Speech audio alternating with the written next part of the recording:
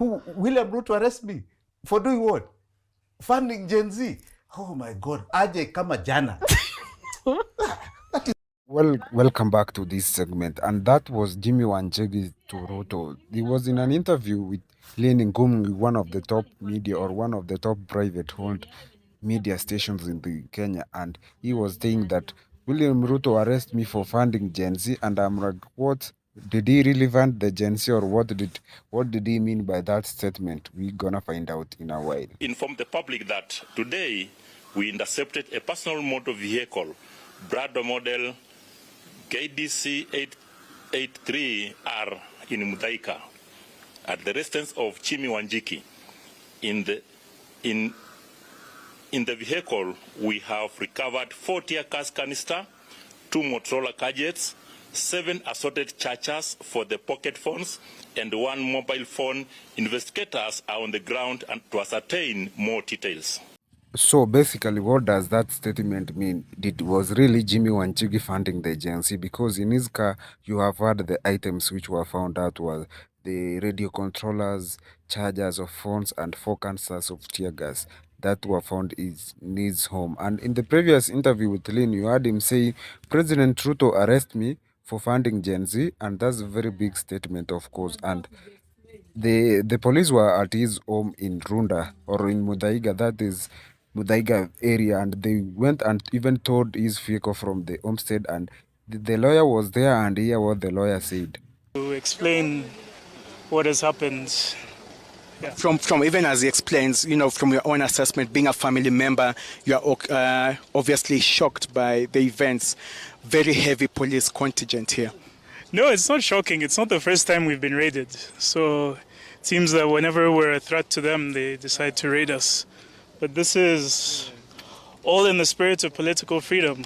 Why, when you show opinion against the government, do you have to be victimized like this? Why do you think you're being raided? You tell me, but let the lawyer talk.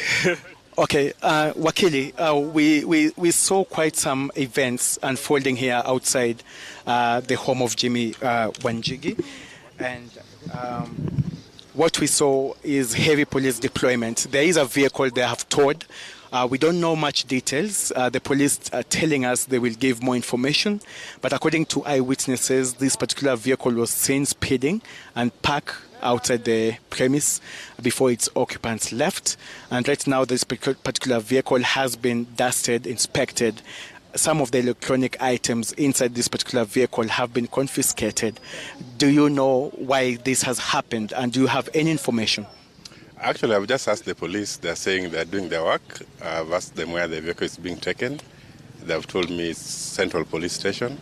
So we'll be moving there to see what defense the police are going to create. So I've actually arrived 10 minutes ago, and they have not told me anything. So just told me that they're still doing their work. I consult them when they're done. So I think I'll be able to address you well when I've had a conversation with the police. Yeah.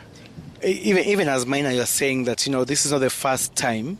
Do you think that the police have been on the radar in regards to, trailing, and you think this is witch hunt? Let me reserve my comments for later. But definitely a witch hunt. Yeah. All right. Thank you. And Wakili, before you go, would you say or think that this is related to the demonstrations today? We wait to see. The police are saying we give them time to clear here, then we go and see them at the police station. So we want to see what is the OB being written, so then they can address you to see why they have taken that vehicle away. Thank you. Does this vehicle belong to the WANJIGIs? We want to know after that. We want to know. Have the police accessed the house? Not yet. Not yet. Thank you. Is Jimmy WANJIGI safe?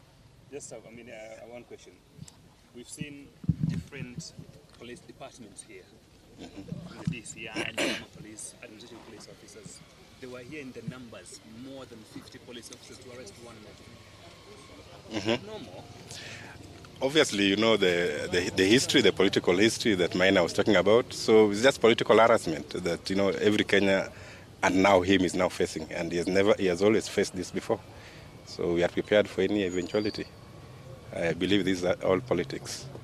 To all the information that you have yeah. about WANJIGI? Yes. do you believe what they're saying about him and why they're here? What are they saying about him? What are they saying? Social media, and they No, the police are not saying that. but Let us not believe the propaganda still. We'll do that.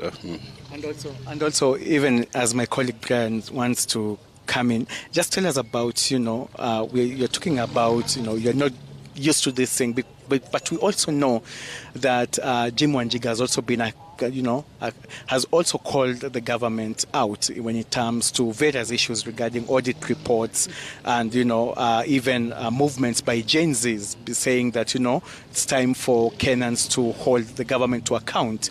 Do you think that this might have triggered this particular action? Jimmy, as any other Kenyans, have their own political freedoms to comment and to say whatever you want to say. So if the government thinks that he is not one of those Kenyans that can say whatever you want to say, then we are back in the old dark days. So we want to wait and see what the police are going to say after this, and then we'll be able to address the press maybe tomorrow at the correct time. Are you in a position to say on Jimmy WANJIGI's whereabouts? Is he safe? Is he okay? How is he? Let me not talk about it now. I think I will